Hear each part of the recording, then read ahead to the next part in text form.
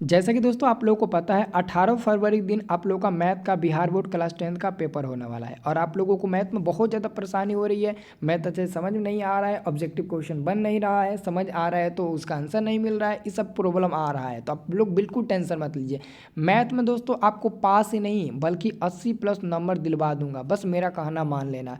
आप चैनल को सब्सक्राइब कर लो और हर एक वीडियो ना मेरा रिकॉर्डेड देखो।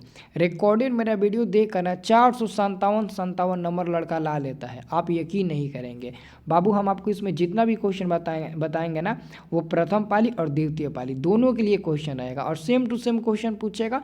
अच्छे तरीके से वीडियो देखो, मैं आपको बहुत शानदार शानदार ट्रिक से आपको समझाने की कोशिश करूँगा। ठीक है, चलिए दोस्तों शुरू करते हैं हम लोग वीडियो को। ओके, सब लोग चैनल को सब्सक्राइब कर लीजिए अगला भी वीडियो देखने के लिए। आपको सब वीडियो देखना है ताकि आप लोग भी 400 नंबर ला सको।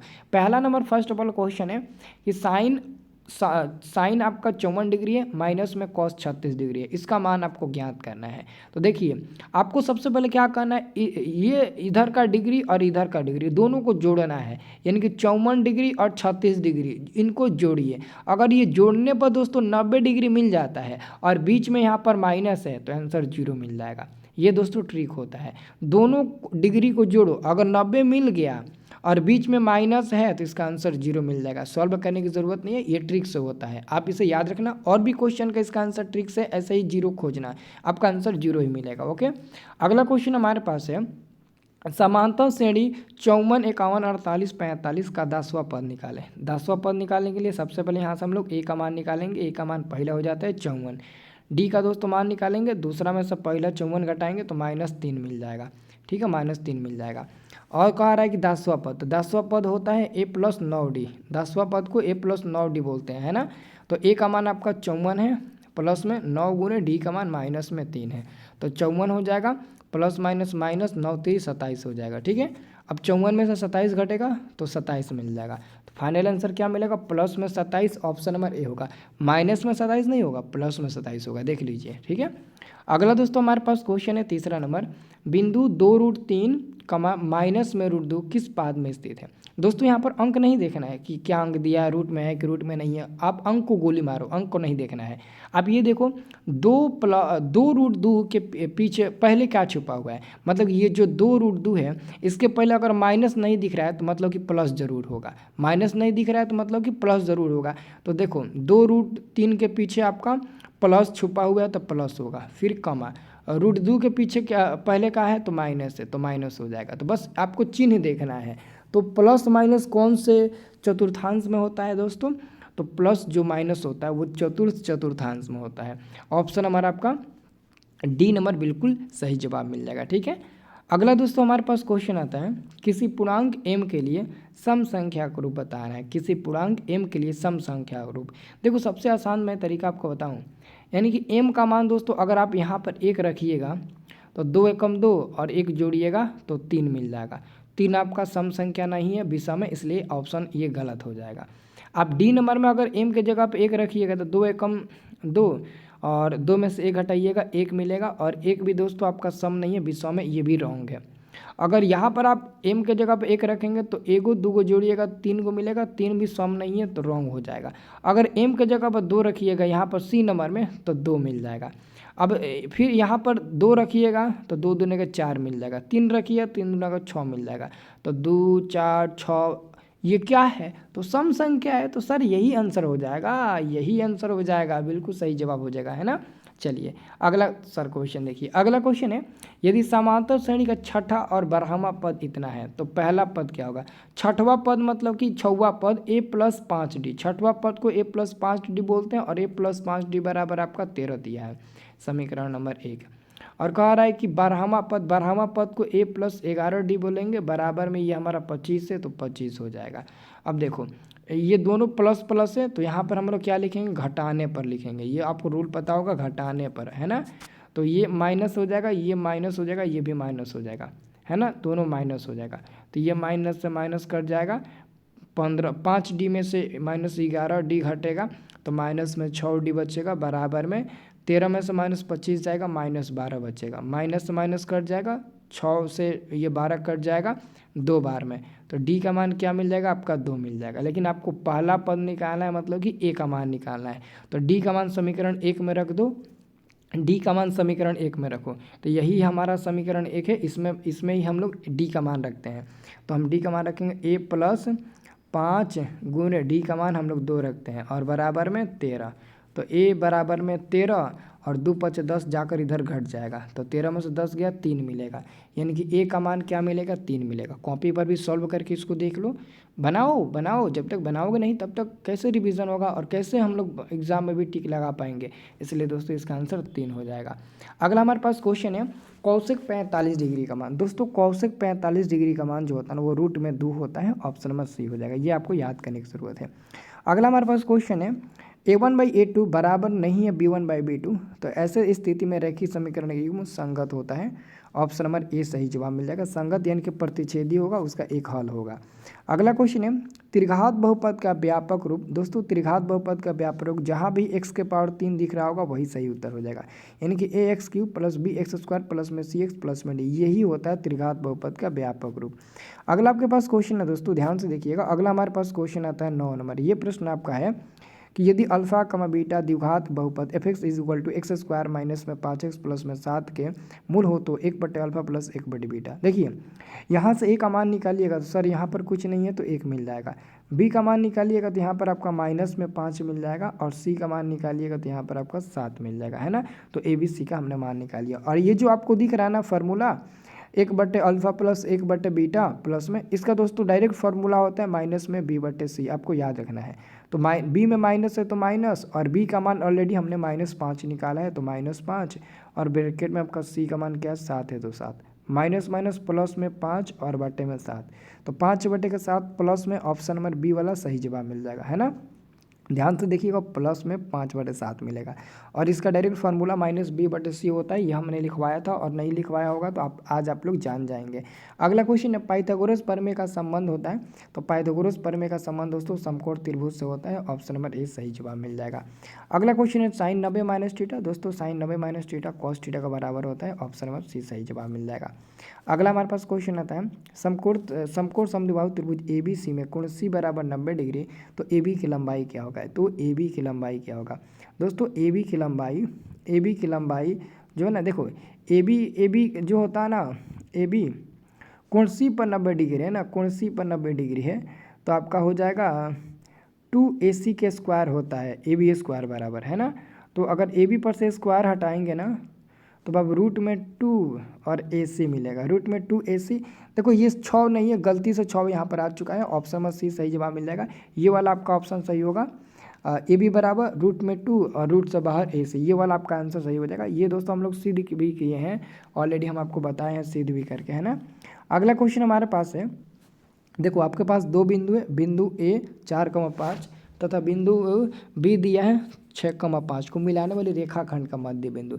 दोस्तों रेखाखंड का मध्य बिंदु निकालेंगे सबसे आसान तरीका, A बिंदु का पहला और प्लस B बिंदु का पहला जोड़कर 2 से भाग दे दो, फिर A बिंदु का दूसरा B बिंदु का दूसरा जोड़कर 2 से भाग दे दो, जितना मिलेगा उतना आंसर। 4 को 6 को 10 को 10 को 2 से भाग दे दो, 5 5 10 10 को 2 से भाग दे दो, ये भी 5 बार में ये भी 5 बार में कटेगा तो 5,5 आंसर मिल जाएगा, बस हो गया।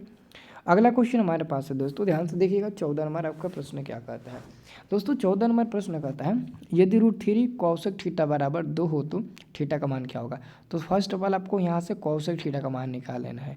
तो कौशिक थीटा बराबर बाहर निकालिएगा, 2 ऊपर जाएगा, रूट में 3 नीचे आएगा। तो आप बताइए दोस्तों कौशिक थीटा बराबर 2/√3 कितना का मान होता है, 2/√3 दोस्तों कौशिक 60 डिग्री का मान होता है। तो कौशिक से कौशिक कट जाएगा, ये थीटा बराबर आपका 60 डिग्री मिल जाएगा। तो ऑप्शन नंबर आपका ए नंबर सही जवाब मिल जाएगा। अगला दोस्तों क्वेश्चन आपका है 15 नंबर। ये क्वेश्चन है 15 नंबर 1 + tan² बटे में कौशिक स्क्वायर बराबर होता है। दोस्तों इसका आंसर भी मैंने आपको एक ट्रिक बताया था। अगर ऊपर में tan² है ना तो इसका आंसर भी tan² मिलेगा, याद रखना। ऊपर में tan² है, आंसर में भी tan² मिलेगा। ऊपर में cot² रहेगा, आंसर में भी cot² मिलेगा। वहाँ पर ऊपर में जो रहेगा वही आंसर मिलेगा, ये आपको याद कर लेना है। अगला हमारे पास क्वेश्चन आता है, ध्यान से देखिएगा। ये हमारा 16 नंबर क्वेश्चन है ना। 16 नंबर क्वेश्चन है एक बिंदु Q से वृत्त पर स्पर्श रेखा की लंबाई 24 सेंटीमीटर है। एक बिंदु Q से कोई हमारे पास एक वृत्त है और कह रहा है कि एक बिंदु Q से, यहाँ पर कोई बिंदु है Q से वृत्त पर स्पर्श रेखा की लंबाई, स्पर्श रेखा की लंबाई यहाँ पर P मान लेते हैं, ये 24 सेंटीमीटर है। कह रहा है कि वृत्त का केंद्र O से इस बिंदु की दूरी जो है वो 25 सेंटीमीटर है। तो वृत्त की ये जो त्रिज्या है वो आपको बताना है कितना होगा। तो दोस्तों त्रिज्या R का मान निकालने के लिए अंदर रूट में 25 का स्क्वायर माइनस 24 का स्क्वायर, तो 25 का स्क्वायर माइनस में 24 का स्क्वायर कर दो, मिल जाएगा आपका 7 सेंटीमीटर। ऑप्शन नंबर ए सही जवाब मिल जाएगा। ठीक है, अगला दोस्तों हमारे पास क्वेश्चन है कि किसी बाह्य बिंदु से वृत्त पर खींची गई दोनों स्पर्श रेखाओं की लंबाइयाँ में कौन सा संबंध होता है। तो दोनों लंबाइयाँ समान होता है, यानी कि कोई वृत्त है हमारे पास और इस वृत्त पर बाह्य कोई बिंदु P है, यहाँ से हम वृत्त पर जो स्पर्श रेखा खींचेंगे A और B, तो ये दोनों स्पर्श रेखा आपस में बराबर होगी और मात्र दो ये स्पर्श रेखा हम लोग खींच सकते हैं। ठीक है, ये दोनों समान होती है, बराबर होती है। अगला दोस्तों हमारे पास 18 नंबर क्वेश्चन आता है, ध्यान से देखिएगा। 18 नंबर प्रश्न क्या कहता है, ये आपका प्रश्न कहता है यदि किसी वृत्त की त्रिज्या दुगुनी कर दिया है, मतलब कि कोई त्रिज्या है वृत्त का जिसको दुगुना यानी कि 2 बार कर दिया गया है, तो कह रहा है कि नए वृत्त की त्रिज्या 2πr होगा, लेकिन r को यहाँ पर दुगुना कर दिया गया है तो 2r हो जाएगा, है ना, 2r हो जाएगा। और पुराना वाला वृत्त की परिधि 2πr ही रहेगा, तो 2π से 2π कटेगा, r से r कट जाएगा, ऊपर 2 बचेगा, नीचे कुछ नहीं तो 1 बचेगा। 2/1 का मतलब होता है 2:1। ऑप्शन नंबर 20 सही जवाब मिल जाएगा। नेक्स्ट आपका प्रश्न आता है दोस्तों, यहाँ पर 19 नंबर क्वेश्चन है। वृत्ताकार पथ पर 3 धावक एक ही स्थान से दौड़ना शुरू करते हैं तो एक चक्कर लगाने में क्रमशः 3 घंटे, 4 घंटे, 8 घंटे समय लगता है। तीनों को प्रस्थान बिंदु पर पुनः मिलने में लगा समय होगा। तो एक काम करो, 3, 4, 8 का एलसीएम निकाल दो, बस हो गया आंसर। एलसीएम निकालो, डायरेक्ट 4 से कटा देते हैं, 4 से डायरेक्ट हटा देते हैं 1 2 बार में, तो 4 3 12, 12 दूना 24, 24 घंटा हो जाएगा। आप एलसीएम निकाल दो, बस हो गया। तीनों का एलसीएम निकाल दो, बस आंसर निकल गया, कुछ आपको नहीं करना है, बस तीनों का एलसीएम निकाल देना है। ओके, अगला हमारे पास क्वेश्चन है, यदि किसी वृत्त की त्रिज्या आधी कर दिया है, मतलब कि त्रिज्या को इस बार r/2 आधा कर दिया गया है, तो कह रहा है कि पुराने तो पुराना वाला वृत्त की परिधि 2πr ही हो जाएगा और नया वाला वृत्त की परिधि में त्रिज्या को आधा कर दिया गया है, तो 2πr/2 हो जाएगा r का मान। 2π से 2π कटेगा, 8 से r कटेगा, ऊपर 1 यहाँ भी 1, तो ऊपर 1 बचेगा, नीचे 1/2 बचेगा, है ना। अब ये 2 जाकर ऊपर 1 में गुणा होगा तो 2 ऊपर 1 नीचे, तो मिल जाएगा 2:1। इसका भी आंसर देखो, गलती से भी अगर 1:2 टिक लगाते हो गलती हो जाएगा, 1/2 आइबे नहीं करेगा तो 1:2 कैसे आंसर मिलेगा। आंसर मिलेगा 2:1, आपका आंसर बी नंबर वाला सही जवाब मिल जाएगा। अगला हमारे पास क्वेश्चन है, यदि त्रिज्या को दुगुना कर दिया जाए, यानी कि त्रिज्या को दुगुना कर दिया गया, चलो r/2r, ठीक है। कह रहा है कि पुराने, तो पुराना वाला वृत्त का क्षेत्रफल पूछा है πr², और उसके बाद से कह रहा है कि नया वाला, तो नया वाला वृत्त का क्षेत्रफल पाई है, r का मान इस बार 2 बार है तो 2 बार कर देते हैं इसका स्क्वायर, ऊपर हो जाएगा πr², नीचे हो जाएगा पाई 2 का स्क्वायर 4, r का स्क्वायर r², पाई से पाई कटेगा, r² से r² कटेगा एक बार में, ऊपर 1 नीचे 4, तो 1/4 मतलब कि 1:4। ऑप्शन नंबर 20 सही जवाब मिल जाएगा। अगला आपका क्वेश्चन है, एक घन का आयतन दोस्तों इतना है तो उसका कुल पृष्ठीय क्षेत्रफल। दोस्तों घन का आयतन एक क्यूब होता है, घन का आयतन क्या होता है दोस्तों, एक क्यूब होता है, बराबर में 125 दिया है, तो ए का मान निकालेंगे तो क्यूब रूट लगेगा 125, और 125 का क्यूब रूट होता है 5। ओके, और कह रहा है कि घन का कुल पृष्ठीय क्षेत्रफल होता है 6a², 6 गुणे ए का मान 5 है तो 5 के स्क्वायर, 6 गुणे 5 के स्क्वायर 25, और 6 गुणे 25 करिएगा तो आपका मिल जाएगा 6 5 3 14 दूना 12, 12 3 15, 150 मिल जाएगा। ऑप्शन नंबर आपका सी वाला सही जवाब मिल जाएगा। अगला दोस्तों क्वेश्चन है, किसी बारंबारता का बहुलक होता है, अधिकतम बारंबारता मान होता है 23 का आंसर सी नंबर मिल जाएगा। 24 नंबर क्वेश्चन है, 13031 का बहुलक होगा, जो सबसे ज़्यादा बार अंक दिख रहा है ना वही बहुलक हो जाएगा, 3 सबसे ज़्यादा बार दिख रहा है 3 बहुलक हो जाएगा, बस आंसर हो गया। बहुत आसान क्वेश्चन है। अगला क्वेश्चन है, निश्चित घटना की प्रायिकता होती है। दोस्तों निश्चित घटना की प्रायिकता का मान क्या होता है, 1 होता है। ऑप्शन नंबर ए सही जवाब मिल जाएगा। अगला प्रश्न है, निम्न में से किसी घटना की प्रायिकता नहीं हो सकती है। माइनस में दोस्तों किसी भी घटना की प्रायिकता नहीं होती है। ऑप्शन नंबर ए सही जवाब मिल जाएगा। अगला क्वेश्चन हमारे पास है, यदि tan θ = 5/12 तो sin θ का मान क्या होगा। देखिएगा साइन थीटा बराबर, दोस्तों यहाँ पर आपसे पूछा गया tan थीटा बराबर क्या है, tan थीटा बराबर 5/12, 5/12 यानी कि tan का मान होता है p/b, p/b यानी कि h का मान आपको निकालना है। तो h का मान निकालो अंदर रूट में p² + b²। p का मान कितना है, p का मान दोस्तों 5 है ना, 5, b का मान 12 है। तो p का मान 5 है तो 5 के स्क्वायर करो प्लस यहाँ पर 12 का स्क्वायर करो। ओके, 5 के स्क्वायर 25, 12 का स्क्वायर 144 है ना। अब एक काम करो, यहाँ पर इसको जोड़ दो है ना, इसको जोड़ दो 169, 169 का वर्गमूल मिल जाएगा 13। और मान किसका निकालना है, साइन थीटा का। साइन थीटा बराबर क्या होता है, p/h। p का मान 5 है, h का मान 13 है, 5/13 आंसर होगा 5/13। ऑप्शन नंबर बी में सर दिया है, देख लो ऑप्शन नंबर बी सही जवाब मिल जाएगा। अगला क्वेश्चन आपका है 28 नंबर। 6, 8, 9 x तथा 13 का माध्य 10 हो तो x का मान क्या होगा। तो माध्य आपका 10 बराबर क्या हो जाएगा, सभी को जोड़ दो और जितना है उतना से भाग दे दो। तो 6 जोड़ 8 जोड़ 9 जोड़ x जोड़ 13, ये कौ गो अंक है, तो 1 2 3 4 5 गो अंक है, 5 से भाग दे दो, हो गया। 10 को 5 गुणा करो, तिरछा तिरछी 50 हो जाएगा बराबर 8 6 14, 14 9 23, 23 और 13 कितना हो जाएगा 36, 36 में x जोड़ दो है ना। अब दोस्तों 50 में से 36 घटाओगे 14 मिल जाएगा बराबर में x, तो x का मान क्या मिल जाएगा 14, जो ऑप्शन नंबर सी में आपका दिया है। तो सी नंबर आपका बिल्कुल सही जवाब मिल जाएगा। अगला क्वेश्चन दोस्तों है, सबसे छोटी अभाज्य, सबसे छोटी अभाज्य संख्या होती है 2 और सबसे छोटी भाज्य संख्या होती है 4। इन दोनों का गुणनफल, गुणनफल मतलब कि गुणा, तो 2 4 में गुणा करिएगा 8 मिल जाएगा। बस देखो सिंपल सिंपल क्वेश्चन ना आप लोगों से पूछा गया है ना, बहुत सिंपल सिंपल क्वेश्चन पूछा जाता है। अगला क्वेश्चन है, निम्न में कौन अपरिमेय संख्या नहीं है। अपरिमेय नहीं है मतलब कि परिमेय होगा। तो ऑप्शन नंबर ए को देखो, 64 का वर्गमूल 8 निकल जाएगा, 81 का 9, ये आपका अपरिमेय नहीं है मतलब कि परिमेय है। ऑप्शन नंबर ए सही जवाब मिल जाएगा। अगला क्वेश्चन है, p+1 2p+1 4p-1 AP में है तो p का मान क्या होगा। दोस्तों अगर 3 पद AP में होते हैं ना तो बीच वाला का दुगुना पहला तीसरा का जोगफल होता है। तो बीच में क्या है, बीच में आपका 2p+1 है, तो इसका दोस्तों दुगुना हो जाएगा बराबर में p+1, इसका जोगफल हो जाएगा 4p-1 का है ना, ये हो जाएगा। तो 2 दूने का 4p हो जाएगा, 2 एकम 2 हो जाएगा बराबर में p और 4p जोड़िएगा तो 5p हो जाएगा, और 1 में से 1 गया ये तो 0 हो जाएगा, ख़त्म हो जाएगा है ना। अब एक काम करिए, 2 बराबर 5p में से इधर आकर 4p घट जाएगा, तो 2 बराबर 5p में से 4p घटेगा, p बच जाएगा, यानी कि p का मान 2 मिल जाएगा। ऑप्शन नंबर आपका 20 सही जवाब मिल जाएगा। अगला क्वेश्चन है, यदि कोई रेखा वृत्त को सिर्फ एक बिंदु पर स्पर्श करे तो वह रेखा क्या कहलाती है, स्पर्श रेखा। ऑप्शन नंबर 20 सही जवाब मिल जाएगा 32 का है ना। 33 नंबर क्वेश्चन आपका है, 33 नंबर, 24 24 15 22 13 9 10 तथा 30 का परिसर क्या होगा। देखो परिसर निकालने का सबसे आसान तरीका है, सबसे बड़ा में से सबसे छोटा घटा दो। तो सबसे बड़ा 30 है और सबसे छोटा 9 है, 30 में से 9 घटा दो 21, 21 आपका आंसर मिल जाएगा, बस हो गया। बहुत आसान आसान क्वेश्चन है। cot 90 - a दोस्तों tan a हो जाएगा। सी नंबर आपका 34 का बिल्कुल सही जवाब मिल जाएगा।